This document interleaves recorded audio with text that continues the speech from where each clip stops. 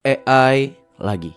Ya, kemarin gua habis bahas Grok. Sekarang gue mau bahas lagi tentang AI. Sekarang lagi rame banget karena di GitHub ada orang yang share software gratis untuk face swapping AI. Kalau lu nggak tahu, face swapping AI itu kayak lu mengganti wajah satu orang dengan wajah orang lain di foto, di video, atau real time buat live streaming atau record video atau video call. Dan yang pertama kali muncul di benak gue adalah seberapa bahaya nih teknologi. Tapi sebenarnya apa sih AI face swapping ini? Apa sebenarnya kegunaannya? Kenapa teknologi ini harus muncul? Dan seberapa berbahayanya teknologi ini?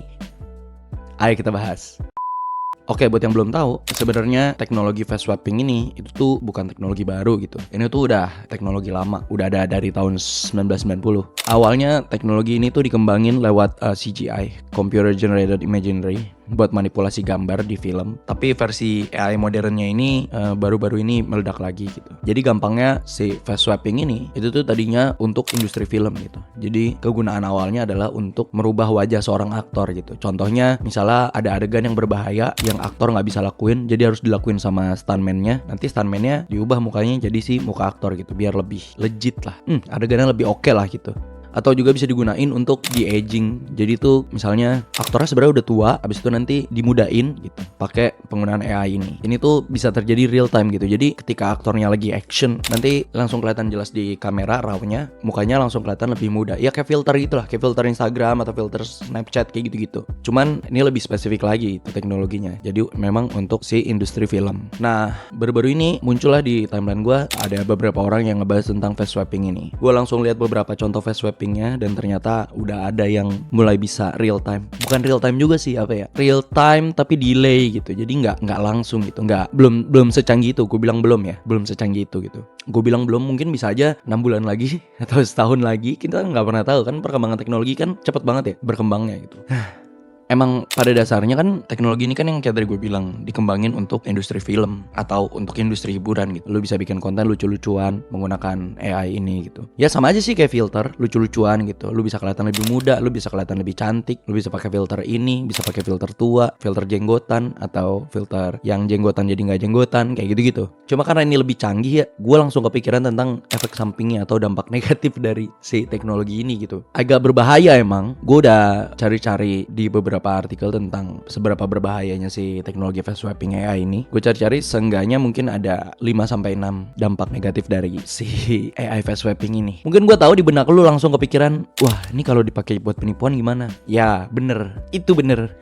Kalau lu lihat ya, face swapping ini kan makin maju, agak susah ngebedain. Bukan agak susah ya, mungkin buat kita yang masih muda, yang masih terpapar teknologi, masih tahu gitu mana AI mana bukan. Ya kayak video-video di sosial media aja, kita kan tahu ya. Dulu awal-awal AI lagi rame tuh, mungkin setelah COVID, nggak lama setelah COVID tuh, video-video AI buat lucu-lucuan tuh kan kelihatannya, ini mah AI, ini mah bukan, ini mah AI, ini bukan gitu. Kita masih gampang ngebedain karena AI tuh masih ya agak kurang bagus bikin videonya, jadi kayak masih kelihatan bahwa AI banget gitu. Cuma kan makin kesini agak sulit ya, khususnya untuk orang tua ya. Untuk orang tua tuh agak sulit gitu untuk ngebedain mana AI mana bukan gitu, karena mulai AI tuh mulai berkembang, terus video-video di AI tuh mulai realistis gitu. Gue nggak bisa bilang realistis juga sih, cuman udah mulai mendekati lah. Mungkin bukan sekarang, bukan 2026, mungkin 2027, 2028 gitu. Karena perkembangannya cepet banget gitu. Cuma butuh waktu 4-3 tahun gitu dari AI booming sampai sekarang. Dan gua rasa perkembangan ini makin cepet dan gak akan lama lagi. Akan lebih banyak lagi video-video di internet yang menggunakan AI, which is gue juga gak ada masalah. Kita gak perlu takut sama teknologi lah. Cuma gua mau bahas yang khususnya ini face swapping ini gitu. Sekarang kita bahas tentang penipuannya. Karena tadi yang gue bilang, gue udah baca beberapa dan gue udah nemuin bahwa ada beberapa jenis kejahatan yang bisa dilakuin pakai face swapping ini. Disclaimer dulu, video ini tuh gue bikin untuk edukasi ya. Jadi gue nggak ngajarin kalian atau apapun. Ini bukan tutorial menggunakan AI. Ini bukan tutorial mengenalkan gimana caranya menjadi kriminal menggunakan AI, enggak. Ini edukasi. Mungkin 3 bulan lagi, 6 bulan lagi, 1 tahun lagi, kita nggak pernah tahu, bisa jadi kejahatan yang mulai muncul. Namanya perkembangan teknologi. Oke, sekarang gue bahas ya. Jadi ada beberapa kejahatan yang bisa digunain pakai face swapping ini. Salah satunya adalah CEO fraud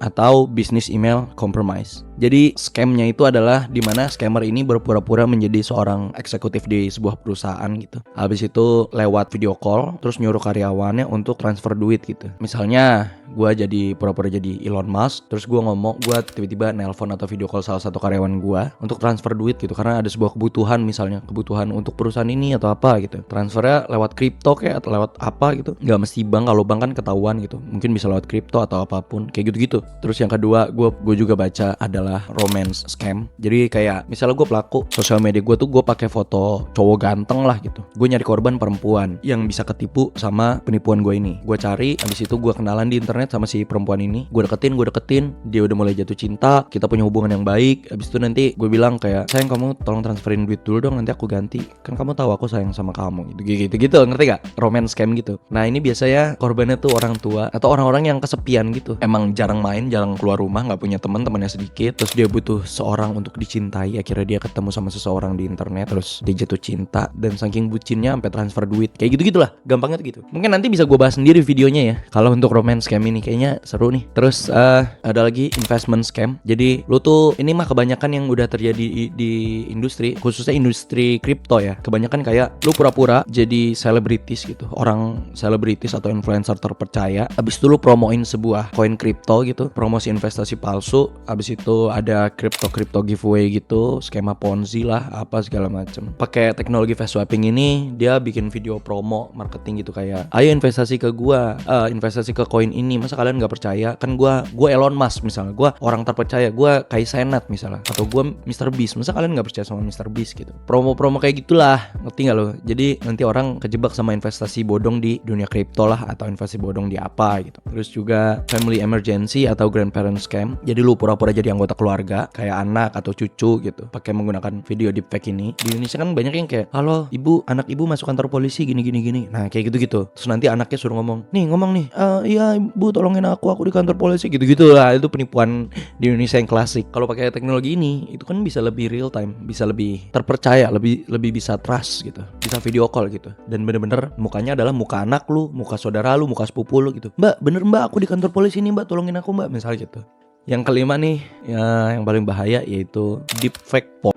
Jadi kan kita tahu ya di internet udah mulai banyak orang-orang yang ngeganti foto muka video gimana ya, video dewasa gitu, yang padahal itu cewek siapa nggak tahu, tapi diganti mukanya jadi artis atau apa misalnya gitu. Jadi seolah-olah si artis ini punya skandal video begituan kayak gitu. Atau sekedar buat fantasi orang-orang aneh gitu. Jadi kan nanti artisnya jadi korban gitu, kayak jadi ada kerugian moral lah apa segala macam gara-gara video-video kayak gitu. Nah yang keenam adalah politik. Jadi AI fast swapping ini bisa digunain untuk kampanye politik atau promosi politik gitu lah. Kalau yang kemarin kan kita udah lihat ya, ada beberapa campaign. Gue nggak mau ngebahas yang di Indonesia, kita ngebahas yang di Amerika lah, di New York. Kemarin lawannya Mamdani, Cuomo kan, dia pakai AI buat black campaign buat ngejatuhin lawannya lah. Dan video yang di generate mungkin masih kelihatan kasar, kan kita nggak tahu ya. Untuk pemilu selanjutnya pasti lebih halus dan bisa lebih berbahaya gitu. Di dunia kampanye ini kan bisa aja gitu, seolah-olah lu adalah seorang pejabat yang sedang mencalonkan diri gitu. Tapi karena lu nggak suka sama pejabat itu, lu ngomong sembarangan gitu, tapi menggunakan mukanya dia gitu untuk menjatuhkan reputasi dirinya, kan itu bisa. Atau melakukan promo, misalnya gue caleg, ada banyak artis yang nggak ngedukung gue, tapi tim kampanye gue tuh bikin video pakai face swapping, mukanya muka artis, seolah-olah mereka semua ngedukung gue untuk mencalonkan gue sebagai pejabat lah atau apa kayak gitu kan bisa.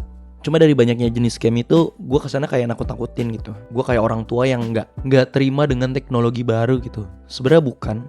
Sejujurnya gue gak ada masalah sama teknologi ini kalau buat seru-seruan gitu, buat sebuah industri, marketing, perfilman dan segala macam. Apalagi fast swapping juga kan gue tahu dia digunain di industri make up atau industri fashion untuk try on gitu. Jadi lu bisa nyobain baju sebelum lu beli bajunya itu, jadi kelihatan seolah-olah fit di lu gitu dan cocok, akhirnya bisa lu beli. Atau make upnya bisa kelihatan gitu, shade-nya, warna di muka lu cocok atau enggak tuh make up gitu. Oh ini ternyata agak abu-abu, kalau yang ini bedaknya lebih cocok sama muka gue, sama kulit gue dan segala macam. Nah kalau untuk hal-hal kayak gitu sih gak ada masalah ya buat gue. Cuman kalau misalnya untuk dampak-dampak negatifnya ini yang agak tricky dan agak berbahaya gitu, yang harus kita hindarin gitu. Gue juga kemarin pas lagi research, udah ada sebenarnya di Indonesia kasus kayak gitu, cuman masih agak kasar gitu. Warahmatullahi wabarakatuh.